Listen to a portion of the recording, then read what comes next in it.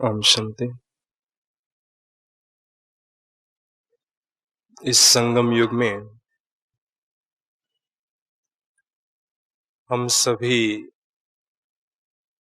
प्यारे बाबा के पास आए हैं, खोए हुए अलौकिक अविनाशी खजाने पुनः प्राप्त करने के लिए। या कहें खोया हुआ वर्षा पुनः प्राप्त करने के लिए। लेकिन ये जो अविनाशी वर्षा है अलौकिक खजानों का, ये पूरा पूरा वर्षे के रूप में लेना चाहते हैं तो उसके लिए आवश्यकता है योगी भव का श्रेष्ठ वरदान बाबा से लेने की।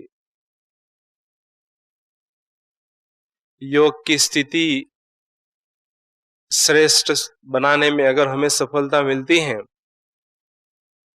तो स्वतः ही वो वर्षा हमें मिल जाता है, क्योंकि अधिकारी हम सभी बच्चे हैं, लेकिन नंबरवार है। पूरा अधिकार सिर्फ योगी आत्माओं को ही प्राप्त होता है। इसका राज यही है कि योगी आत्माएं जो है संगम पर परमात्मा का दिल जीत लेते हैं। जो आत्माएं संगम पर एक बार परमात्मा का दिल जीत लेते हैं, परमात्मा उन्हों पर सर्व प्रकार के खजाने लुटा देता है। तो हम सभी का लक्ष्य यही है कि योग की बहुत सुंदर स्थिति अनुभव करके योगी भव का वरदान लेना। लेकिन प्रायः देखा गया है मेजॉरिटी ब्राह्मण आत्माएं इस बात को थोड़ा कठिन महसूस करते हैं। चारों सब्जेक्ट्स में अन्य 3 सब्जेक्ट इजी महसूस करते हैं और योग का जो सब्जेक्ट है वो थोड़ा सा कठिन महसूस होता है। हालांकि उसका नाम सहज राजयोग है, फिर भी वो कठिन महसूस करते हैं। तो हम इसी बात पर विचार विमर्श करेंगे कि सहज रीति से, सहज पुरुषार्थ से इस श्रेष्ठ वरदान को हम बाबा से कैसा प्राप्त करें। तो सर्वप्रथम इस वरदान को लेने के जो इच्छुक आत्माएं हैं, उन्हों को आवश्यकता है आत्म अभिमानी स्थिति को एंजॉय करना। आत्म अभिमानी स्थिति जब तक हमें सहज अनुभव नहीं होती है, नेचुरल अनुभव नहीं होती है, तब तक योगी बनने के जो स्वप्न हैं वो साकार नजर नहीं आते हैं। इसलिए बाबा के पास आने के बाद सबसे पहला हमें कदम यही उठाना है जो पहली बाबा ने हमें दी है हल करने के लिए, मैं कौन हूं, कि वो बहुत सहज रीति से हमें अपने जीवन में अनुभव होना जरूरी है। तो उसका सहज तरीका है कि एकांत में बैठकर बुद्धि रूपी नेत्र से स्वयं की ज्योति को साक्षी होकर देखना। अपनी स्वयं की ज्योति या स्वयं का जो स्वरूप है, सत्य स्वरूप है, मूल स्वरूप है, वो हमें बहुत स्पष्ट रीति से और बहुत सहज रीति से दिखाई दे, अनुभव हो। तत्पश्चात जो है योगाभ्यास में गहन अनुभव हमें हो सकते हैं। तो एकांत में बैठकर हमें आत्म अभिमानी स्थिति को अचल अडोल बनाने का फोर्स इकट्ठा करना है, क्योंकि हम देखते हैं सारे दिन भर में ये स्थूल दुनिया में हम जाते हैं, पाठ बजाते हैं, मायावी दुनिया में जब जाते हैं तो उसका प्रभाव हम पर पड़ता है। लेकिन उन प्रभाव से सदा परे रहने के लिए आत्म अभिमानी स्थिति का फोर्स हमारे पास अगर है, तो उस फोर्स के आधार पर सहज रीति से हम आत्म अभिमानी स्थिति मेंटेन कर सकते हैं। तो न सिर्फ इसको हमें अनुभव करना है, लेकिन बहुत अच्छी तरह से एंजॉय करना है। जितने भी आज तक इस संसार में योगी आत्माएं होकर गए हैं, उन्होंने संपूर्ण योग इसी को कहा गया है, स्वयं में ही खोना या संपूर्णतया आत्म अभिमानी स्थिति को अनुभव करना ही संपूर्ण योग है। जबकि हमारी संपूर्ण योग की परिभाषा है संपूर्ण परमात्म अभिमानी बनने की। हमारी जो परिभाषा है उसके लिए हम पुरुषार्थ करते हैं। तो परमानंद की अनुभूति हम इस स्थिति में स्थित होने से कर सकते हैं। जो भी मूल गुण है आत्मा के, सुख, शांति, प्रेम, पवित्रता, ज्ञान, आनंद, शक्ति, इन गुणों को बहुत अच्छी तरह से हमें अनुभव करना है। उसकी गहराई को बढ़ाते जाना है, उसके प्रतिशत को बढ़ाते जाना है। और जैसे जैसे इसका परसेंटेज हमारे जीवन में बढ़ने लगता है, वैसे वैसे योगाभ्यास में हमें रस आने लगता है। वरना हमें सूखापन उसमें अनुभव होता है, या योग का जो सब्जेक्ट है वो बोर अनुभव होने लगता है।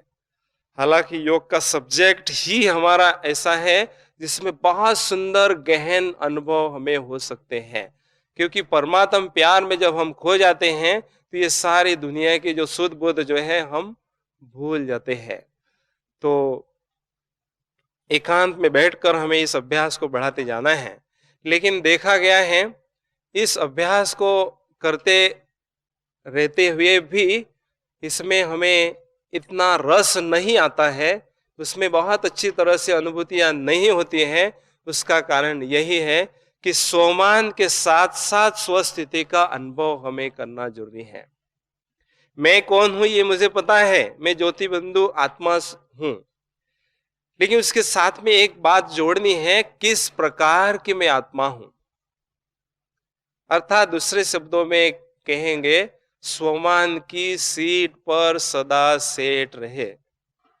जैसे बाबा 31 तारीख को यहाँ आए थे, तो बाबा ने सभी को बहुत सुंदर सौगात, जो भी मेले में आए थे उन्हों को दी थी, कि ताश, तख्त और तिलक जो है, ये 3 बातों की सौगात जो है हर एक आत्मा को बाबा ने दी।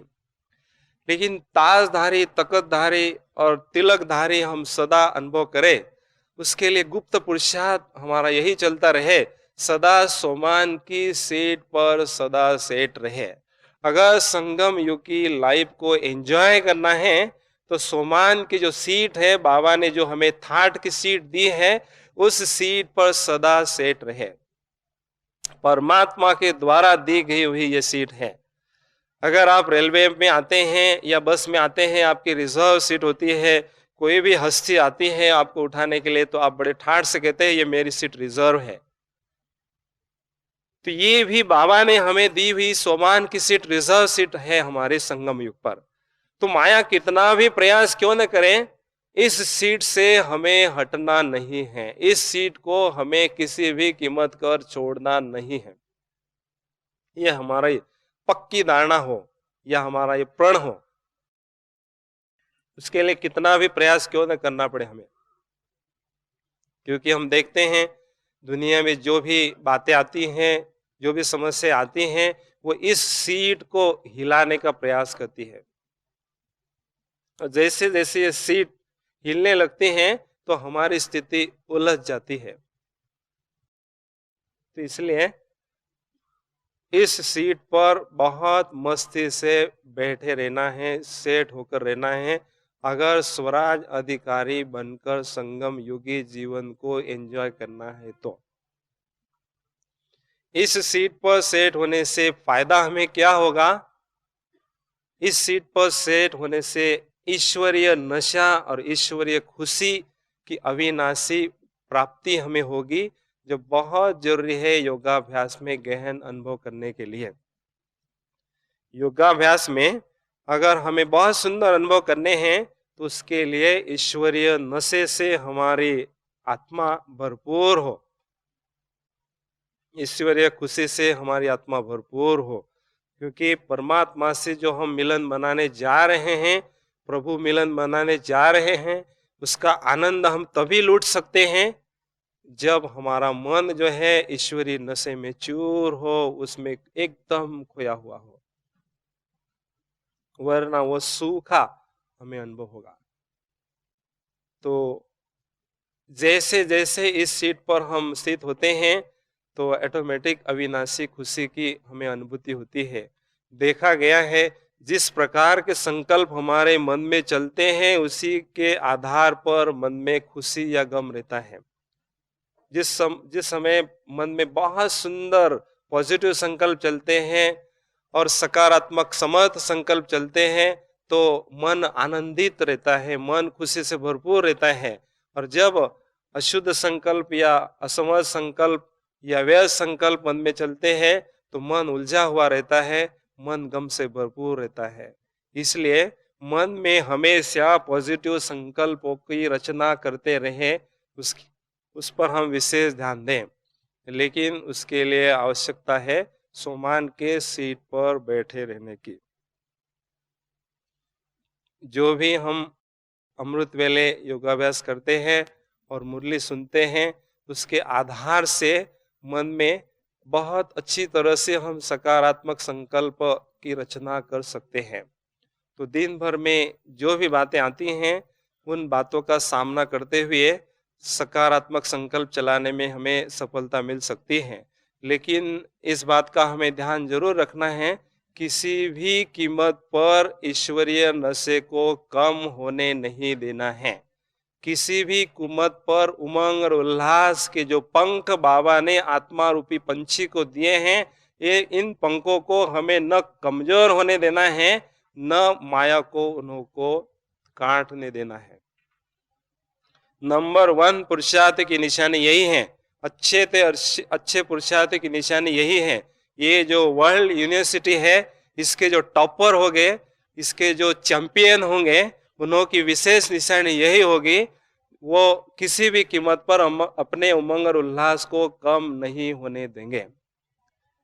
क्योंकि उमंग और उल्लास या खुशी का जो खजाना हमें बाबा ने दिया है, उसको सहज रीति से हमें किसी के हवाले नहीं करने देना है। छोटी मोटी बात अगर हमारे सामने आती है, लौकिक अलौकिक, उसके कारण जो है हमारी खुशी गुम या कम हमें नहीं होने देना है। इस बात की विशेष हमें ध्यान रखना है या खबरदार रखना है। तभी हम अच्छे से अच्छे पुरुषार्थी बनकर सहज रीति से ये श्रेष्ठ वरदान लेने में सफलता प्राप्त कर सकते हैं। अभी दूसरी बात आती है, आत्म अभिमानी स्थिति को एंजॉय करने के बाद ईश्वरीय नशे को अपने जीवन में अनुभव करते रहना, उसके साथ साथ जो है बहुत अच्छी तरह से परमात्मा के संग में रहना अगर हम चाहते हैं। परम धाम निवासी बाबा जो है उन्होंने अंग संग सदा रहना चाहते हैं, उसके लिए हमें योगाभ्यास में जो बहुत सूक्ष्म गतिविधियां चलती हैं उन्हों से ज्ञात होना बहुत जरूरी है। विशेष योगाभ्यास में मन और बुद्धि इन दोनों शक्तियों का प्रयोग किया जाता है। जिन आत्माओं को मन और बुद्धि के बारे में विस्तृत ज्ञान है, उन्हों के जो फंक्शंस होते हैं, उन्हों की सूक्ष्म गतिविधियां जो होती हैं, उन्हों के प्रति अगर विस्तृत ज्ञान है तो उन्हों का प्रयोग वो अच्छी तरह से कर सकते हैं और योगाभ्यास में सहज रीति से सफलता प्राप्त कर सकते हैं। आज तक जितने भी योगी होकर गए हैं उन्होंने इस बात को पक्का किया है कि मन को वश करना ये बहुत असंभव बात है। मन को काबू में रखना ये बहुत असंभव बात है, इम्पॉसिबल बात है। लेकिन बाबा के जो बच्चे हैं, जिन्हों को बाबा ने जो सहज राजयोग सिखाया है, उस राजयोग के द्वारा हम अपने मन को जो है बहुत सहज रीति से नियंत्रित रख सकते हैं और उसको सदा व्यस्त रख सकते हैं। लेकिन उसके लिए बहुत अच्छी तरह से उसका जो ज्ञान है, उसकी जो सूक्ष्म फंक्शंस है या क्रियाएं हैं, वो जानना बहुत जरूरी है। तो मैं आपको ये बताना चाहूंगा कि मन और बुद्धि के बारे में विशेष 5 बातें हैं। अगर उन 5 बातों को अपने जीवन में आप धारण करते हैं अच्छी तरह से समझकर, तो ये गारंटी है 100% योगी भव का वरदान लेने में आपको बहुत सहज रीति से सफलता मिल सकती है। अनुभव के आधार से मैं ये कहना चाहूंगा। मन और बुद्धि। मन योगाभ्यास के लिए किस प्रकार का हो?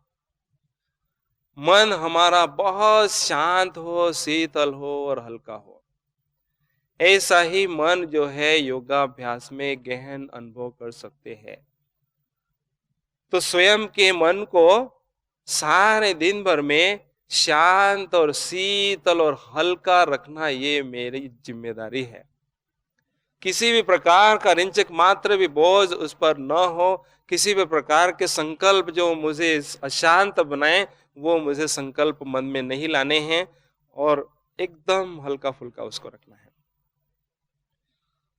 बुद्धि कैसी हो हमारी? बुद्धि हमारी बहुत एक्टिव हो, अलर्ट हो और फ्रेश हो। बुद्धि के आधार पर सारा खेल है, इसीलिए बुद्धि योग भी इसको कहते हैं। राजयोग को बुद्धि योग भी कहते हैं, क्योंकि बुद्धि के आधार पर ही इस योगाभ्यास में सफलता हमें मिलती है। तो बुद्धि जो है बहुत एक्टिव और अलर्ट और फ्रेश हो। आपने देखा होगा सारे दिन भर में जब तक आपका तन जो है फ्रेश रहता है, तब तक आप बहुत अच्छी तरह से भागते दौड़ते सर्विस कर सकते हैं। जिस समय आपका तन थक जाता है तो आप ठंडे हो जाते हैं, धीमी गति से सेवा करते हैं। तो ऐसी बुद्धि हमारी जो है बहुत लंबे समय तक फ्रेश रहती है, एक्टिव अलर्ट रहती है, तो योगाभ्यास में बहुत एफिशिएंटली कार्यरत रहती हैं और उसमें बहुत अच्छी तरह से हमें सफलता मिलती है। तो हर हालत में हमें अपने बुद्धि को एक्टिव अलर्ट और फ्रेश रखना है विभिन्न युक्तियों को अपनाते हुए। ये पहली बात। दूसरी बात, आत्मा शक्तियों का पुंज है। आत्मिक स्थिति में स्थित होने के बाद कौन सी शक्ति मन है, कौन सी शक्ति बुद्धि है, ये 2 बातें स्पष्ट हमारे सामने होना जरूरी है। जब हम स्वयं को देह समझते हैं तो हमें ये पक्का पता रहता है, अनुभव होता है कि ये मेरा हाथ है, ये मेरा कान है। स्पष्ट अनुभव होता है, दिखाई देता है। तो ऐसी आत्मा समझने के बाद में ये हमें स्पष्ट अनुभव, ये मेरा बुद्धि है, ये मेरी शक्ति मन है। तो इसमें बहुत थोड़ा सा सूक्ष्म अंतर है, उस सूक्ष्म अंतर को जानना बहुत जरूरी है।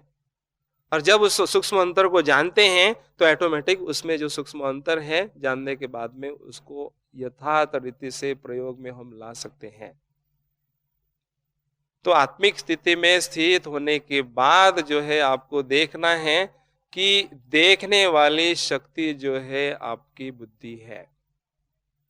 आपने पांडव वन देखा होगा, मधुबन देखा होगा। आपको अभी कोई भी अज्ञात व्यक्ति पूछता है आपका पांडव भवन कैसा है, तो आपके सामने वो पांडव भवन का जो चित्र है, दृश्य है, इमर्ज होगा और उसके बारे में आप कुछ एक बातें बताना चाहेंगे। तो देखने वाली शक्ति बुद्धि है और उस पर सोचने वाली शक्ति मन है। मन जो है बुद्धि जिसको देखती है उस पर ऑटोमेटिक सोचती रहती है। तो हमें यह सूक्ष्म अंतर अनुभव करना है कि बुद्धि देखती है और मन देखने वाली चीज पर या बात पर ऑटोमेटिक संकल्प करने लगता है। तो इस रीति से सूक्ष्म हमें अंतर अनुभव करना है। अभी तीसरी बात आती है, ये दोनों शक्तियां हमेशा साथ में रहती हैं।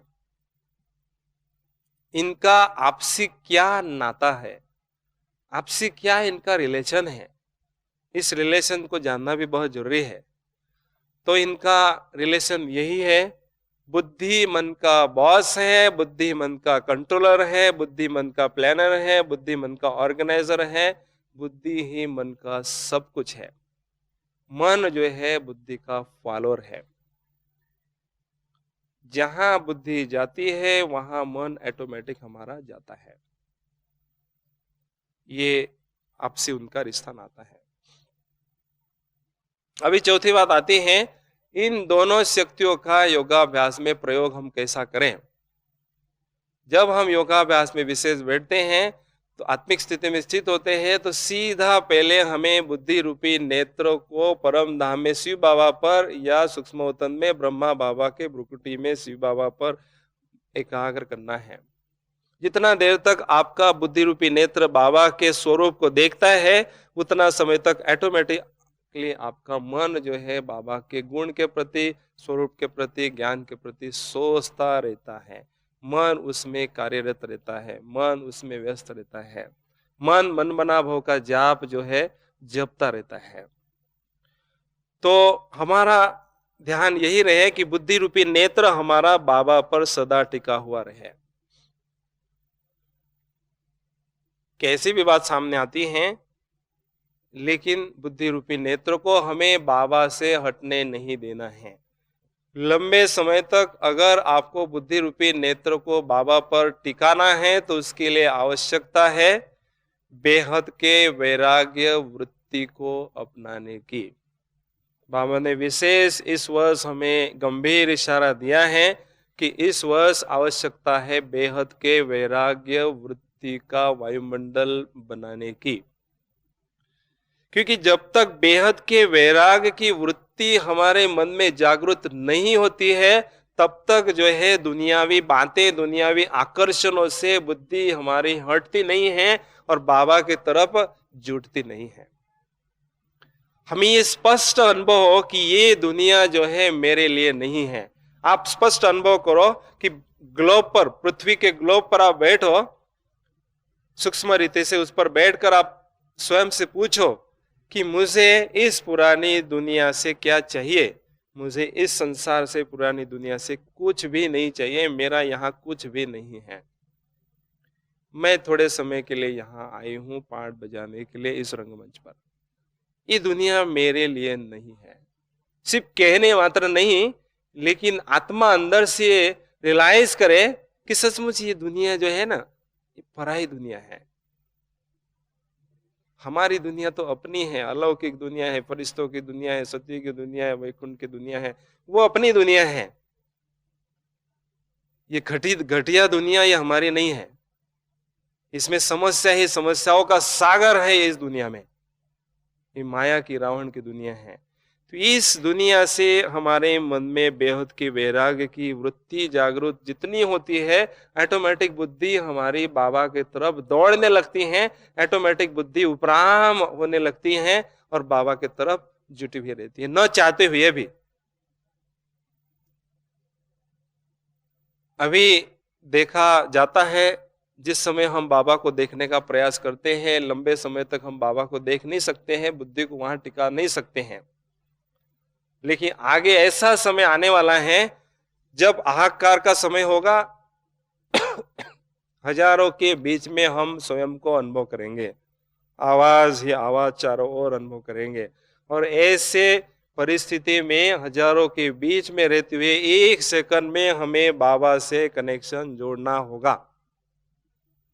लेकिन उसमें सफलता तभी हमें मिलेगी जब हमारा लंबे समय का अभ्यास होगा। कौन सा अभ्यास होगा? अन्य बातों से बुद्धि को हटाने की और बाबा पर बिठाने की। किसी भी समय अगर आपका बाबा से कनेक्शन नहीं है, इधर उधर बुद्धि भटक रही है, और भटकी हुई बुद्धि को अगर आप ठिकाना देना चाहते हैं, बाबा पर बिठाना चाहते हैं, उसके लिए बहुत छोटी सी और सहज युक्ति है। जिस समय कनेक्शन नहीं है, उस समय आप अगर एक सेकंड में कनेक्शन चाहते हैं, दूसरा सेकंड में नहीं, एक सेकंड में, फ्रैक्शन ऑफ सेकंड में अगर आप कनेक्शन चाहते हैं, तो उसकी एक ही सहज युक्ति है। आत्मिक स्थिति में स्थित होने के बाद में ये देखो आपका बुद्धि रूपी नेत्र कहाँ है। Watch your intellect, where is your intellect.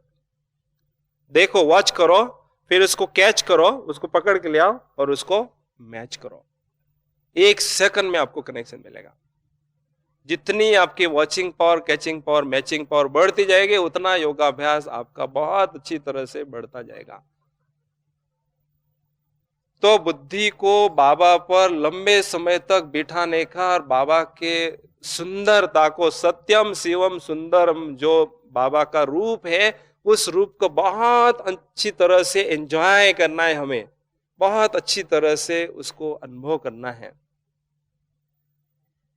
परमात्म प्यार से जो है स्वयं को भरपूर करना है। इस संगम पर हमारा यही लक्ष्य हो कि मुझे स्वयं को जो है प्रभु मिलन के द्वारा परमात्म प्यार से एकदम भरपूर करना है, क्योंकि सारे कल्प में मुझे ये थोड़े समय का ही गोल्डन चांस मिला हुआ है। क्यों न मैं अपने आत्मा को जो है परमात्म प्यार से एकदम भरपूर करूं।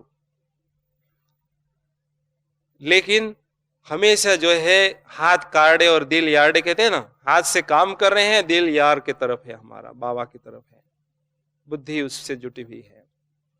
क्योंकि सबसे प्यारा जो है हमारा इस संसार में एक ही पिता परमात्मा है। एक ही परमात्मा के साथ में हमें प्यार की लेन देन करनी है। बहुत अच्छी तरह से आपको इसमें अनुभव करना है, तो उसके लिए कुछ बातें अपने पॉकेट डायरी में आपको लिखनी है। बुद्धि हमारी इधर उधर न भटके, क्योंकि हमें बुद्धि पर अभी रहम करना है। बुद्धि विचारी इतनी भटकती गई, इतनी भटकती रही द्वापर युग से लेकर बेचैन हो गई, कमजोर हो चुकी है। कोई अगर मेले में भटकता रहता है बेचारा, बेचैन होके, परेशान होके, चेहरा उसका उलझा हुआ है, खुशी नहीं है और परेशान है मेले में, तो ऐसे ही हमारी बुद्धि जो है इस बेहद के मेले में 63 जन्मों तक, 2500 वर्षों तक भटकती ही रही, परेशानियां लेती ही रही। उस पर हमें रहम करना है और उसको हमें एक ठिकाना देना है। भटकी हुई बुद्धि को एक जो रेस्ट करने वाला है, यथार्थ ठिकाना है, प्राप्ति का ठिकाना है, उस ठिकाने पर हमें बुद्धि को बिठाना है। आपने देखा होगा विदेशों में एक फैशन है, वहां जगह जगह शॉपिंग सेंटर्स होते हैं। शॉपिंग सेंटर्स अर्थात जो भी आपको उस सेंटर पर जाने के बाद में जो भी चीज की आवश्यकता है वो सारी चीजें आपको वहां मिल जाती है एक ही जगह से। अपने इंडिया में क्या है, अगर आपको कोई किराना की दुकान चीज लेनी है तो किराना की दुकान पर जाना होगा, कपड़ा लेना है तो कपड़ा की दुकान में जाना होगा, और कोई दूसरी चीज लेना है तो दूसरी चीज पर दुकान पर जाना होगा। वहां क्या है, एक ही जगह पर, एक ही शॉपिंग सेंटर पर सभी प्रकार की चीजें मिल जाती है, क्योंकि उन्हें पास टाइम नहीं होता है। तो ऐसी बाबा कहते हैं जो भी सर्व संबंधों का रस आपको लेना है तो एक एक संबंध इधर उधर लेते रहे, भटकाते रहे बुद्धि को। अभी एक ही सेंटर है, बाबा का स्थान है, जहां से आपको सर्व संबंधों का रस जो है अनुभव करते रहना है, अपने को स्वयं को भरपूर करना है। तो असली मजा आपको योगाभ्यास में आएगा। बुद्धि रूपी नेत्र जो है, जो आदिला राम है, दिल को आराम देने वाला बाबा है, उस पर आपका एकाग्र है, बहुत अच्छी तरह से आप उसको एंजॉय कर रहे हैं, उसके संग का रंग जो है आपको लग रहा है। तो ये अभ्यास हमें बढ़ाते रहना है, लेकिन उसके लिए 2-3 बातें याद रखनी है। God's love is ever lasting love. परमात्मा का ही प्यार जो है अविनाशी प्यार है। God's love is reliable love. परमात्मा का ही प्यार जो है ये विश्वास पात्र प्यार है। God's love is uncomplicated love.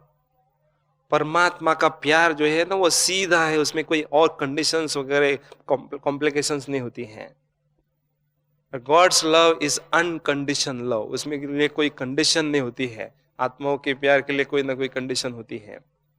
तो इन बातों को समझने के कारण जो है मुझे परमात्मा से ही प्यार की लेन देन करनी है, परमात्मा से ही प्यार का सौदा करना है। ये जब पक्की बात दिल में ठाम लेते हैं तो बुद्धि हमारी न चाहते हुए एक ठिकाने पर ही रह जाती है। एक ठिकाने पर बुद्धि को रखने वाले ही सच्चे ठाकुर कहलाते हैं। वही अपनी अलौकिक मस्ती में, मौलाई मस्ती में रहते हैं। तो बीच बीच में ये अभ्यास हमें करना है, ईश्वरीय नशे में झूमते हुए रहना। क्योंकि हम देखते हैं दुनिया में जो भी लौकिक बातें आती है, लौकिक व्यक्तियां या हस्तियां देखते हैं, तो जब उन्हों को हम देखते हैं तो उन्हों से हम अगर जब कंपेयर करते हैं तो उन्हों को बहुत ऊंची नजर से देखते हैं, हम स्वयं को साधारण दृष्टि से देखते हैं। जरूर है उन्हों के पास में लौकिक जो है उपलब्धियां अच्छी तरह से होगी हमारे भेंट में, क्योंकि हमने सतयुग में राजे लिए है, वो उनको बेचारे को लास्ट में कलयुग के अंत में बची खुची थोड़ी सी मिल जाती है। लेकिन उन्हों की बातों को देखकर हमारे मन में थोड़ा सा कभी कभी हीनता का भाव आता है। देखो ये कितना ऊंचा व्यक्ति है, इतना हस्ती उतनी ऊंची है, लेकिन हमारे सामने वो कुछ भी नहीं है, क्योंकि परमात्मा का परिचय ही उसको नहीं है। तो एक बात का हम ध्यान रखना है, उस व्यक्ति को रिगार्ड तो हमें देना है, लेकिन साथ साथ उसके पहले हमें स्वयं को रिगार्ड देना कभी नहीं भूलना है। देना जरूरी है। हमें किसी का इंसल्ट नहीं करना है, किसी को नीची दृष्टि से नहीं देखना है। लेकिन हम भूल क्या करते हैं, दूसरों को बहुत अच्छी तरह से रिस्पेक्ट देते हैं, लेकिन साथ साथ अपने को रिस्पेक्ट देना भूल जाते हैं। उसके कारण क्या होता है, हमारा जो उमंग उल्लास है वो एकदम नीचे आने लगता है। जो ईश्वरीय नशे का जो प्रेशर है ना, वो कम होने लगता है और बुद्धि हमारी एकदम नीचे के फ्लोर पर आ जाती है। जितना ईश्वरीय नशे का प्रेशर बुद्धि में होगा, उतना बुद्धि ऊंचाई पर विचरण करेगी, उतना बुद्धि परम धाम निवासी या सूक्ष्म वतन निवासी बनकर रहेगी, ऑटोमेटिक रहेगी। उसके लिए पुरुषार्थ नहीं करना होगा। जैसे वो फाउंटेन होता है ना, फाउंटेन को नीचे से मशीन का जितना प्रेशर होता है ना, उतना वो फाउंटेशन ऊंचाई पर जाता है, उसका शावर जो है, स्प्रे। तो ऐसे ही हमारी बुद्धि को जो इनिशियल फोर्स है ईश्वरीय नशे का जो प्रेशर है, वो जितना हम अप्लाई करते हैं, जितना बढ़ाते हैं, उतना हमारी बुद्धि जो है एकदम ऊंचाई पर विचरण करती है। हमें ये देखना है कि दिन प्रतिदिन जो है हमारी बुद्धि ऊंचाई पर बढ़ती रहे, विचरण करती रहे। ये हमारी स्थिति का प्रोग्रेस हमें बताती है। स्थिति का ये थर्मामीटर है। जैसे वो थर्मामीटर होता है ना, जिसको कोई बुखार होता है तो उसको वो लगाते हैं ना थर्मामीटर, उसमें पारा का डिग्री पता चलता है। तो ऐसी स्थिति का थर्मामीटर है ईश्वरीय नशा। जितना ऊंचा होगा उतना समझो हमारी स्थिति ऊंची है। तो बीच बीच में हमारा यह अभ्यास चलता रहे, सोमान में स्थिति होने का या ईश्वरीय नशे में स्थित रहने का। बाबा ने उस दिन, बाबा जब आए थे तो बाबा ने सबको बहुत अच्छी तरह से नशा चढ़ाया कि हम स्वयं को साधारण नहीं समझे, क्योंकि सबसे बड़ी इस संसार में जो प्राप्ति है वो प्राप्ति हमें हो चुकी है। इस संसार में सबसे बड़ी जो प्राप्ति है वो हमें बहुत सहज रीति से प्राप्त हो चुकी है। भगवान जो है हमारा बाप बन चुका है। भगवान जो है हमें वो पालना दे रहा है। अलौकिक पालना में हम लाडले जो है उसके बच्चे पल रहे हैं। आत्माओं की पालना मिल रही है और हमें जो है परमात्मा की पालना मिल रही है। हमारे जैसा खुश नसीब जो है इस संसार में कोई नहीं है। भले हम साधारण रूप से साधारण शरीर में साधारण देश और भेष में बैठे हैं, लेकिन हम बहुत रॉयल और बहुत श्रेष्ठ आत्माएं हैं। जितना ऊंचा नशा हम अप्लाई करते हैं, बढ़ाते रहते हैं, तो ऑटोमेटिक हमारी स्थिति स्वतः ही ऊंची होने लगती है। तो इसलिए एकांत में बैठकर अमृत वेले हमें बहुत अच्छी तरह से ईश्वरीय नशे का पावरफुल डोज देना है। ईश्वरीय नशे का जितना पावरफुल डोज आप ईश्वरीय नशे का देंगे, उतना आपकी आत्मा जो है एकदम शुद्ध बुद्ध भूल के साकारी दुनिया की अपनी अलौकिक दुनिया में विचरण करती रहेगी। नहीं, हम देखते हैं ना, कोई अगर शराबी व्यक्ति एक बोतल से नशा चढ़ता है, वो 2 बोतल 3 बोतल चढ़ा देता है तो घंटों पता नहीं कहाँ रहता है, इस दुनिया में ही नहीं रहता है।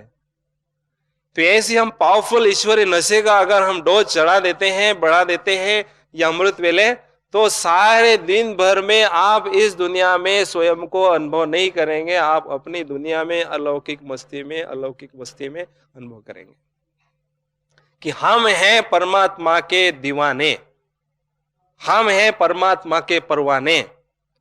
आपके चेहरे पर इतनी खुशी रहेगी, वो झलक और फलक ही अन्य आत्माओं को प्रेरित करेगी कि इस आत्मा को जो है विशेष प्राप्ति हो चुकी है। चेहरे की जो झलक और फलक जो है ना, वही जो श्रेष्ठ प्राप्ति की पहचान कराएगी। करोड़पति व्यक्ति होता है, उसके चेहरे से पता चलता है, जब रास्ते पर चलता है उसका चेहरा बताता है करोड़पति है, पता नहीं कौन से नशे में चलता है वो। तो हम पद्मा पदम भाग्यशाली आत्माएं हैं, वास्तव में है, रियलिटी में है, और वो हमारे चेहरे पर न हो, ये शोभा नहीं देता है। एक बार ब्रह्मा बाबा के और शिव बाबा का आपस में डायलॉग चल रहा था वतन में, सूक्ष्म वतन में। शिव बाबा ब्रह्मा जी को कहते थे, ब्रह्मा जी, मुझे कभी कभी आपके बच्चों पर हंसी आती है। मैं आपके बच्चे को बहुत ऊंची नजर से देखता हूं, लेकिन पता नहीं वो क्यों अपने को स्वयं को नहीं देखते हैं, मुझे हंसी आती है। तो बाबा ब्रह्मा तो आखिर हमारी तरफ लेंगे ना।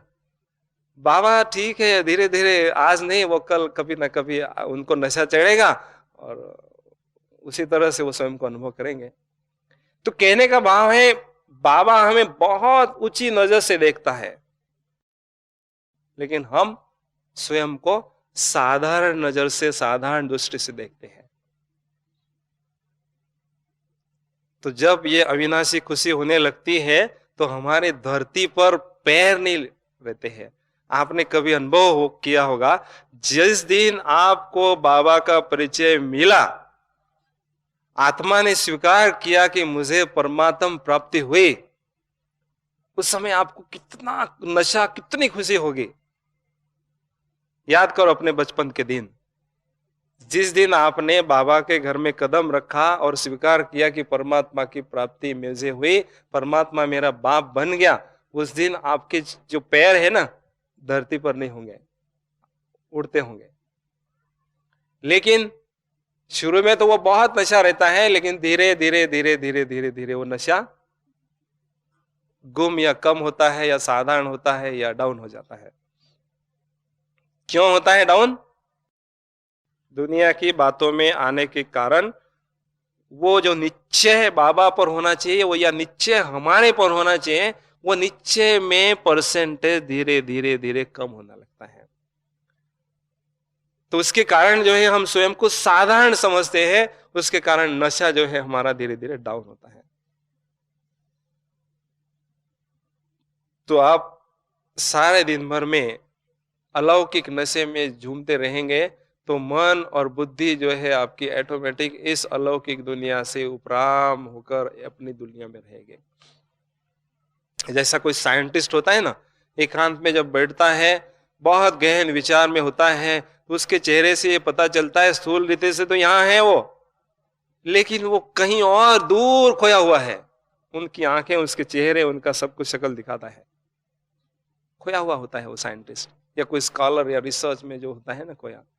तो ऐसे बाबा के जो हम बच्चे रियल साइंटिस्ट है, रियल रिसर्च स्कॉलर जो है, खोज कर रहे हैं हम, परमात्म प्यार में दूर खोए हुए हैं, वो हमारे नैन और चैन दिखाएं, हमारी चलन दिखाएं, हमारा चेहरा दिखाएं कि ये जो परवाने हैं स्थूल रीति से यहाँ हैं, लेकिन ये कहीं और दूर दूर खोए हुए हैं, ये यहाँ के नहीं है। आपने देखा होगा ना, योगियों की आंखें हमेशा आधी खुले दिखाते हैं। क्यों आधी खुले दिखाते हैं? हाँ, आधी खुला दिखाने के पीछे क्या राज होता है? वो दुनिया को देख रहे हैं, लेकिन आधी खुली अर्थात उनकी जो बुद्धि रूपी नेत्र है, उनका जो दिव्य नेत्र है, कहीं और दूर किसी परमात्म इसमें प्यार में दूर खोया हुआ है। ये उनके नैनों से स्पष्ट हमें अनुभव होता है। तो ऐसे ही हम जो महान योगी आत्माएं, बाबा के जो बच्चे हैं, तीसरा नेत्र हमारा बाबा पर टिका हुआ है, अपनी दुनिया में खोया हुआ है, तो आपके जो स्थूल नयन चैन ही दिखाई देंगे कि एकदम आप न्यारे और प्यारे हैं, इस दुनिया में नहीं है। तो इस तरह से हमें गुप्त रीति से अभ्यास करना है। बुद्धि रूपी नेत्र बाबा पर टिका हुआ रहे। आपने देखा होगा कि हम सभी भाग्यशाली आत्माएं तो हैं, इसमें कोई संदेह नहीं है। जो भी ये सभा में बैठे हुए महान आत्माओं की मंडली है ये, लेकिन इन सभी आत्माओं में जितने भी ब्राह्मण संसार की जो आत्माएं हैं, लाखों में हैं, इन सभी में से श्रेष्ठ भाग्यशाली आत्माएं आखिर भी कौन सी कहलाती है? सबसे श्रेष्ठ भाग्यशाली आत्माएं ब्राह्मण आत्माओं भी कौन सी कहलाती है? इस बात का जवाब अगर आपको चाहिए तो जवाब यही आपको मिलेगा कि जो आत्माएं परमात्मा के नैनों में के सामने रहते हैं वो तो भाग्यशाली है, लेकिन जिन आत्माओं को परमात्मा के नैनों में बसने का भाग्य मिला है, उनसे बढ़कर इस संसार में कोई ऊंचा भाग्य नहीं है। सारे भाग्य उसके भेंट में नीचे है। तो जो परमात्मा के नैनों का नूर बनते हैं, वही आत्माएं इस जहान का नूर बनते हैं। अर्थात जो परमात्मा के बुद्धि रूपी नेत्र में समाई हुई आत्माएं रहती है, उन्हों का ही श्रेष्ठ जीवन बनता है। वही सर्व खजानों से स्वयं को भरपूर करते हैं और ऐसे ही महान योगी आत्माओं पर ही जहान की आंखें, जहान की दृष्टि जो है टिकी हुई रहेगी, अर्थात वो जहान के नूर बनेंगे। तो हमें ये सौभाग्य अगर प्राप्त करना है तो गुप्त रीति से आंतरिक अभ्यास हमारा यही सदा चलता रहे कि बुद्धि रूपी नेत्र में हम बाबा को बिठा कर रखें या समा कर रखें, असीम प्यार में सदा डूबे रहे, तो ये सौभाग्य हमें प्राप्त हो सकता है। तो बुद्धि रूपी नेत्र हमारा न चाहते हुए बाबा पर परम धाम में टिका हुआ रहेगा। अभी पांचवी बात है कि ये जो दोनों शक्तियां हैं, इन दोनों शक्तियों को अगर हमें माया दुश्मन से बचा कर रखना है तो उसके लिए विशेष एक बात का अभ्यास रखना है। जिस समय हम बाबा के घर में जाते हैं, सेंटर पर जाते हैं, मुरली सुनते हैं, योगाभ्यास करते हैं, तो उस समय हमें बहुत सुंदर एक रॉयल ड्रेस पहनना है। जैसे राजकुमार होता है, प्रिंस होता है, तो उस प्रिंस का ड्रेस अपना ही होता है। उस ड्रेस को देखकर कहने में आता है ये रॉयल प्रिंस है। तो वैसे हम ईश्वर के रॉयल बच्चे हैं, तो हमारा इस संगम युग में ईश्वरीय ड्रेस है, ईश्वरीय नशे का, ईश्वरीय नशे का रॉयल ड्रेस आत्मा को सदा पहनाकर हम रखे सारे दिन भर में, तो माया दुश्मन का वार जो है आत्मा पर नहीं होगा, उससे हम स्वयं को हम बचा कर रख सकते हैं और बहुत अच्छी तरह से निरंतर कनेक्शन बाबा से जुटा कर रख सकते हैं। तो इन 5 बातों को बहुत अच्छी तरह से आप अनुभव करते रहेंगे तो योगी भव का वरदान आपको अच्छी तरह से जीवन में अनुभव होगा। अभी इससे एक और बात जुड़ी हुई है कि योगाभ्यास में गहन अनुभव अगर करना है तो उसके लिए हमें परम धाम को बहुत स्पष्ट रीति से अपने बुद्धि रूपी नेत्र के सामने इमर्ज करना है, या विजुलाइज करना है, या देखना है कि सुनहरी लाल का प्रकाश जो है वो अथाह सागर की तरह, ओशन की तरह अथाह जैसे परम धाम में चारों ओर फैला हुआ है। चारों ओर सुनहरी लाल ही लाल प्रकाश फैला हुआ है। उसमें जो है महाज्योति, उसमें जो परम ज्योति शिव ज्योति मेरे सामने विराजमान है, और उस महाज्योति के सामने स्वयं की ज्योति को इमर्स करें, स्वयं को ज्योति को अनुभव करें और उसके साथ में बहुत अच्छी तरह से ठाठ से बैठे। कई बार क्या होता है कि बाबा परम पवित्र है, बाबा पवित्रता का सागर है, मुझ आत्मा में जो है अपवित्रता के दाग है, ब्लैक स्पॉट्स ऑफ इम्प्योरिटीज हैं। कैसे मैं बाबा के समय बैठूं?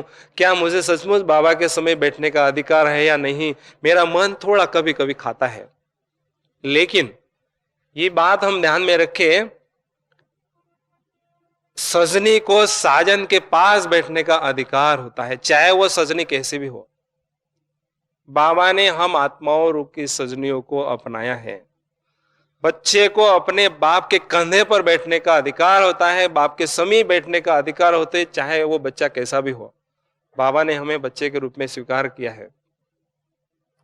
तो इसलिए निसंकोच हम ठाठ से जाकर बाबा के पास बैठें और बाबा की कंपनी को एंजॉय करें। बाबा शांति का सागर जो है, शांति के सागर के कंठे पर बैठकर शांति की अथाह लहरें जो है बहुत अच्छी तरह से मुझ आत्मा पर पड़ रही है, फाउंटेन की तरह या शावर की तरह। मैं बहुत अच्छी तरह से उसको एंजॉय कर रही हूँ। जैसे बाथरूम में ठंडे पानी का शावर आप पर पड़ता है तो आपको ठंडास की अनुभूति होती है, गर्म पानी का तो गर्म अनुभव होता है। वैसे अनलिमिटेड जो है बेहद का शांति के किरणों का शावर आप पर अनवरत जो है कांस्टेंट पड़ रहा है और आप परम शांति को बहुत अच्छी तरह से एंजॉय कर रहे हैं, फाउंटेन के नीचे बैठे हुए हैं। कभी अभी ऐसा अनुभव करो, शक्तियों का फाउंटेन आप पर पड़ रहा है, बहुत अच्छी तरह से शक्ति आप ग्रहण कर रहे हैं, शक्तियां अपने में भर रहे हैं, स्वयं को शक्तिशाली महसूस करें, बहुत अच्छी तरह से एंजॉय करो। तो इस अभ्यास को जितना जितना बढ़ाते जाएंगे तो शांति और शक्ति और पवित्रता जो भी अकुट खजाने हैं, उन खजानों पर अपना अधिकार हम जमाते रहेंगे। कई बार क्या होता है कि हम बाबा को याद तो करते हैं, लेकिन मन में कभी कभी ऐसा संकल्प आता है, शायद आपको आता हो या ना हो पता नहीं, ऐसा संकल्प आता है हम तो यहाँ बैठे हैं दूर साकारी दुनिया में, हम तो साधारण आत्माएं हैं, और बाबा पता नहीं परम धाम कितना करोड़ों मील दूर है पता नहीं उसका, और कितना बड़ा है वो भी पता नहीं है, और कौन से कोने में वो बाबा बिंदी बैठा है ये भी पता नहीं। हम याद तो कर रहे हैं लेकिन मेरी याद उस तक पहुंचती है या नहीं, थोड़ा सा कभी कभी शंका आती है। कभी कभी आती है आपको? हाँ, आती है? नहीं आती है? मुझे तो आती थी पहले। तो क्या है, हाँ हाँ जो भी समझो, लेकिन थोड़ा इस प्रकार की शंका आती है। लेकिन ये संसार जो है एक सिद्धांत पर टिका हुआ है, every action has equal and opposite reaction, चाहे वह सूक्ष्म एक्शन हो चाहे वह स्थूल एक्शन हो। तो जिस समय हम अपने मन में बाबा के प्रति संकल्प उत्पन्न करते हैं, बाबा तीनों लोगों में कहीं पे भी हो, बाबा पर वो संकल्प ठगा करता है, उस पर उसकी रिएक्शन होती है, और उसके भेंट में जो है बाबा से वो प्यार जो है हमारे तरफ ऑटोमेटिक आने लगता है, उसका रिस्पॉन्स जो है बाबा हमें देता है। अभी बाबा तलेठी में आए हुए लंदन वाले अमेरिका वालों को पता नहीं है, समझ लो, वो बाबा को याद करे परम धाम में, बाबा तो यहाँ बैठे हैं समझ लो, तो कल आएंगे ना, तो बाबा अगर यहाँ है तो उनको याद पहुंचेगी, तो याद से याद मिलती है। जितना एक बात का हमें ध्यान रखना है, योगाभ्यास में बैठते समय संकल्प हमारा जितना प्रेम स्वरूप होगा, जितना उसमें प्यार का परसेंटेज जास्ती होगा, उतनी गहरी रिएक्शन बाबा तक पहुंचती हैं और उतनी ही गहरी जो है हमें रिस्पांस अच्छी तरह से मिलता है, अथाह प्यार जो है हम बाबा से खींचते हैं ऑटोमेटिक। तो ये ध्यान में रखना है बात, योगाभ्यास में बैठते समय मन में जो भी संकल्प उत्पन्न होते हैं वो बहुत प्रेम से भरपूर हो, साधारण याद हमारी न हो, एकदम एक एक संकल्प जो है प्रेम से भरपूर हो। कहते हैं योगी बच्चों को जो है फेस टू फेस टॉकिंग का सौभाग्य प्राप्त होता है। भले बाबा दूर बैठा हुआ है, लेकिन जो महान योगी आत्माएं होती हैं उनको फेस टू फेस टॉकिंग का ये सौभाग्य प्राप्त होता है। क्यों? क्योंकि वो प्यार के आधार से दूरी जो है वो समाप्त होने लगती है और बाबा को हम अपने इर्द गिर्द जो है अंग संग अनुभव करते हैं। बाबा दूर नहीं है, बाबा मेरे पास है, बाबा मेरे मुझ आत्मा से कंबाइन है। बाबा के लव में जब मैं लीन हो जाती हूं तो बाबा और मैं जैसे कि कंबाइन अनुभव करती हूं। बहुत दूरी जो है, चाहे कितनी भी दूरी हो, वो समाप्त होने लगती है। लेकिन इस बात के साथ साथ हमें एक बात का और ध्यान देना है, प्रेम स्वरूप के साथ साथ हमारी स्थिति जो है वो शक्ति स्वरूप की भी स्थिति होनी चाहिए। प्रेम के माध्यम से हम बाबा के साथ में बहुत अच्छा गहरा कनेक्शन संबंध जो है जोड़ते हैं, लेकिन किस लिए जोड़ते हैं? शक्तियां प्राप्त करने के लिए। सर्व शक्तियों का सागर जो बाप है उससे अथाह शक्तियां प्राप्त करने के लिए हम बाबा से प्रेम जोड़ते हैं। प्रेम का जो रिश्ता नाता है उसके माध्यम से हम अथाह शक्तियां बाबा से प्राप्त करते हैं। तो जितना जितना शक्तियों का हमें प्राप्ति होती जाएगी, स्टॉक बढ़ता जाता है, तो वो जो शक्तियां है धीरे धीरे गुणों में अनुभव होने लगते हैं। शक्तियों का जो है वो रूपांतर जो है, ट्रांसफॉर्मेशन जो है, वो दिव्य गुण के रूप में होती है। बाबा ने इस वर्ष विशेष कहा है कि हर एक शक्ति का और हर एक गुण का बहुत गहराई से हमें अनुभव करना है। तो उसके लिए आवश्यकता है जास्ती से जास्ती शक्तियां बाबा से लेते रहना और उन शक्तियों को कार्य व्यवहार में प्रयोग में लाना। तो फल स्वरूप जो है कालांतर में वो शक्तियां जो है दिव्य गुणों के रूप में हमारे जीवन रूपी पेड़ पर दिव्य गुण रूपी फलों के रूप में हमें अनुभव होती रहेगी। तो इस तरह से हमें योगाभ्यास में अनुभव करना है। अमृत वेले जो है विशेष शक्तियों का अमृत प्राशन करना है। क्योंकि कई बार बाबा कहते हैं कि अभी योगी बच्चे जो है वो युद्ध की स्थिति अनुभव करते हैं, योग में गहन अनुभव नहीं होते हैं। उसका कारण क्या है? योगाभ्यास में युद्ध की स्थिति अनुभूति हमें होती है। जब तक ये कशम कशा जो माया के साथ हमारी होती है, ये जो युद्ध होता है ना, ये जब तक समाप्त नहीं होता है तब तक योगाभ्यास में बहुत सुंदर अनुभव हमें नहीं हो सकते हैं। इसलिए ये जो युद्ध है ना, युद्ध समाप्त करना अगर हमें है तो व्यर्थ संकल्प और अशुद्ध संकल्पों से हमें किनारा करते रहना है, विशेष पुरुषार्थ करके। क्योंकि माया की जो अशुद्धि है, माया के बाबा तो कहते हैं ना, you are unknown but very well known warrior है। वॉरियर तो कहाँ है? तो वॉरियर अर्थात जरूरी नहीं है सारे संगम पर हम युद्ध ही करते रहे। अभी अननोन वॉरियर है, but very soon we would be world well known warrior. बहुत नजदीक ही हम विश्व विजेता के रूप में इस संसार में प्रत्यक्ष होंगे। लेकिन उसके लिए माया से जो युद्ध करते हैं उस युद्ध में हमें संघर्ष में नहीं रहना है, लेकिन चतुर जो योद्धा होता है, वो जो दुश्मन होता है, जो प्रतिद्वंदी होता है, उसको बहुत अच्छी तरह से पराजित करता है और विजयपन की स्थिति अनुभव करता है। तो उसके लिए सारे दिन भर में विजयपन की स्थिति अगर हम अनुभव करना चाहते हैं तो उसके लिए बहुत सुंदर अभ्यास है अमृत वेले बाबा से एक अनुभव करना कि बाबा अभी अभी जैसे परम धाम से अवतरित हुए हैं मेरे सामने ब्रह्मातन में, अब बहुत अच्छी तरह से मुझे अपने भुकुटी पर आत्मा का अविनाशी तिलक लगा रहे हैं और उस तिलक पर जो है दूसरा तिलक लगा रहे हैं विजयी भव का। बच्चे विजयी भव। जैसे कोई अपना सैनिक होता है ना, जो मिलिट्री में काम करता है, कोई भाई वो अपने बॉर्डर पर जाता है, उसकी माँ उसको तिलक लगाती है और कहती है बेटा देश की लाज रखना और बेटा विजयी बनकर रहना, करती है ना। तो ऐसी बाबा जो है, अलौकिक माँ जो है, बहुत प्यार से हमारे भुकुटी पर विजय का तिलक लगाती है और कहती बेटा सारे दिन भर में जो है ना माया से युद्ध भले होता रहे लेकिन उसमें विजयी बनकर रहना, यही मेरी इच्छा है। मैं आपकी विजयी स्थिति सदा देखना चाहता हूं, क्योंकि मैंने देखा द्वापर कलयुग में माया ने आपको बहुत बुरी तरह से लताड़ा, बहुत बुरा हाल आपका किया। अभी संगम युग पर मेरे से वो देखा नहीं जाता है। मेरे होते हुए और माया आपसे लड़ती रहे और आपको पराजित करती रहे या गिराती रहे, वो मेरे से देखा नहीं जाता है। इसलिए मैं चाहता हूं हर एक बच्चा जो है मेरा हरा भरा फूला हुआ गुलाब के जैसा विजयी बनकर जैसे रहे, सारे दिन भर में ईश्वरीय आनंद में, ईश्वरीय नशे में सदा चूर रहता रहे और संगम की एक एक घड़ी को जो है एंजॉय करता रहे। क्योंकि संगम युग है मौजों का युग।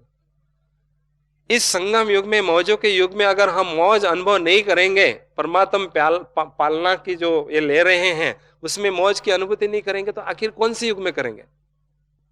सतयुग में हमें देवताओं की पालना मिलेगी, लेकिन अभी स्वयं परमात्मा की पालना हमें मिल रही है, इससे बढ़कर और कोई पालना है नहीं।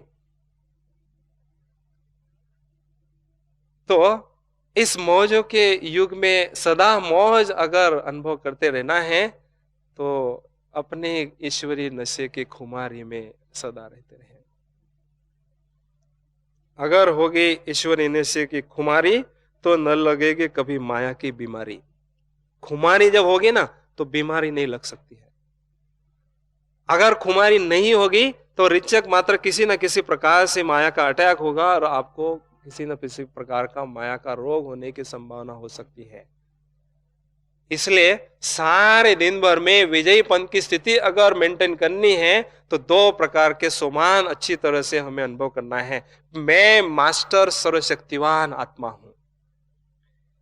ये जो सोमान हमारा श्रेष्ठ है वो हमें सदा युद्ध से न्यारा रख सकता है, सदा विजयीपन की स्थिति की अनुभूति करा सकता है। लेकिन ये अनुभव कर ले, प्रिंट कर ले अपने फोरहेड पर कि मैं मास्टर सर्वशक्तिवान आत्मा हूं। इससे क्या होगा? जो भी परिस्थिति आती है, जो भी आपत्ति आती है, उस परिस्थिति का या आपत्ति का सामना करने के लिए आत्मा में जो अथाह शक्तियों का भंडार है, वो भंडार जो है वो जागृत हो जाएगा और उन शक्तियों का प्रयोग जो है उस परिस्थिति में किया जाएगा और ऑटोमेटिक उसमें हम विजयी बनकर रहेंगे। तो मैं मास्टर सर्वशक्तिवान आत्मा हूं, ये बहुत अच्छी तरह से आपको विजयीपन की स्थिति अनुभूति करा सकता है, लेकिन उसको कूट कूट कर हमें भरना है आत्मा में सोमान को। और दूसरा, मैं कलब कलब का विजयी रतन हूं। विजय मेरा जन्म सिद्ध अधिकार है। विजय मुझे मिलेगा या नहीं मिलेगा उसे सोचने की आवश्यकता नहीं है। जिस समय मेरा जन्म हो गया उसने मेरे अपने मस्तक पर लिखा है विजय तुम्हारा जन्म सिद्ध अधिकार है, तो वो अधिकार मेरा मैं लेकर ही रहूंगा। तो इतने श्रेष्ठ, इतने ऊंचे सोमान में अगर आप रहते हैं तो ऑटोमेटिक आप विजयीपन की स्थिति अनुभव कर सकते हैं। छोटा सा एग्जांपल आपको देता हूं जिससे आपको थोड़ा सा यकीन आ सकता है कि आत्मा में अथाह शक्तियों का भंडार छिपा हुआ है। आत्मा में अथाह शक्तियों का भंडार छिपा हुआ है, लेकिन उसका हमें एहसास नहीं होता है, उसकी हमें अनुभूति नहीं होती है, इसलिए हम स्वयं को कमजोर अनुभव करते हैं। उदाहरण लीजिए कि सामने पहाड़ है, रात को 10 बजे आपका घर उस पहाड़ के उस पार है। रात को 10 बजे आप यहां से जा रहे हैं, जंगल है, अंधेरा है, घना अंधकार है और आप थके हारे हैं। सारे दिन भर आपने यहां काम किया, सेवा की, बिल्कुल थके हारे एकदम। थोड़ी पहाड़ी आप चढ़ चुके हैं। पहाड़ी चढ़ते चढ़ते चढ़ते चढ़ते एक समय आता है, आपको दिखाई देता है शेर सामने से आ रहा है और उसकी नजर आप पर है और वो आपको अभी पकड़ने जा रहा है। ये आपको पता चलते ही आप 20 नाखून का जोर लगाकर ऐसा शक्तियां आप में आएगी, ऐसा भागोगे जो जिंदगी में कभी भागे नहीं होगे। बात सत्य है। और भाग के आप शेर से बचाकर आगे बढ़ेंगे। आप थके हारे थे, उस समय आप में शक्ति कहां से आई? आपने अपने को बचाया। थके हारे होने के कारण इतना एक्टिव होके, अलर्ट होके जिंदगी में आप कभी एक्टिव अलर्ट नहीं हुए, ऐसे हुए। इसका मतलब वो शक्ति आपके शरीर में ही थी, लेकिन आप उससे अनभिज्ञ थे। ऐसी आत्मा में अथाह शक्तियां अंतर्निहित हैं, समाई हुई है, लेकिन वो आत्मा सोई हुई होने के कारण उसका हमें एहसास नहीं होता है, लेकिन सोमान ही उसको जगाने का काम करता है। सोई हुई शक्तियों को जगाने का काम करता है सोमान। आपने देखा होगा यज्ञ की स्थापना के समय बाबा ने एक पॉलिसी को अपनाया था। इस यज्ञ की इतिहास में यज्ञ की स्थापना के समय बाबा ने एक बात को अपनाया था, जो माताओं बहनों का सोमान खोया हुआ था, नीचे गिरा हुआ था, बाबा ने आकर उसको ऊंचा उठाया। बस इतना ही किया और कुछ नहीं किया। और आज जो साधारण बहनें जो है आज दुनिया को ललका रही हैं, बड़े बड़े धर्म नेताओं को और बड़े बड़े बातों को एकदम चैलेंज कर रही है, चुनौतियां दे रही है, और उनको सफलता मिल रही है। किस आधार पर? सोमान को जगाने से उनकी शक्तियां जागृत हो गई और उनको अपनी शक्तियों का एहसास होने लगा कि हम वास्तव में शक्तियां हैं। तो ऐसे सारे दिन भर में अगर मैं मास्टर सर्व शक्तिवान हूं, ये भान अगर जागृत रहता है, तो कोई भी परिस्थिति आती है, वो परिस्थिति आपको हिला नहीं सकती है, वो परिस्थिति में आप हार खा नहीं सकते हैं, मनोबल आपका गिर नहीं सकता है। आपने देखा होगा ना, हनुमान जो है, राम के सामने हनुमान बैठता है, हनुमान इतना शक्तिशाली है, राम कहता है हनुमान तुम तो बहुत शक्तिशाली है, तो वो कहता है, मान हिलाता है, अच्छा मैं शक्तिशाली हूं, तुम तो बड़े बड़े पहाड़ों को उठा सकता है, अच्छा और शक्ति उसमें आती है, तुम तो माया रावण को, लंका को जला सकता है, इससे कर सकता है, तो ऑटोमेटिक उसको शक्तियों का एहसास होने लगता है और जंप लगा के वह काम कर लेता है। तो ऐसी बाबा के असली हम बच्चे जो है हनुमान, शक्तिशाली बच्चे, समस्याओं का ये सागर है, अगर उस सागर को लांघते हुए अगर कोई छोटी सी पहाड़ स्वरूपी समस्या भी आती है, उसको भी उठाकर और उड़ते रहते हैं और अपनी मंजिल की ओर भागते रहते हैं। ओम शांति।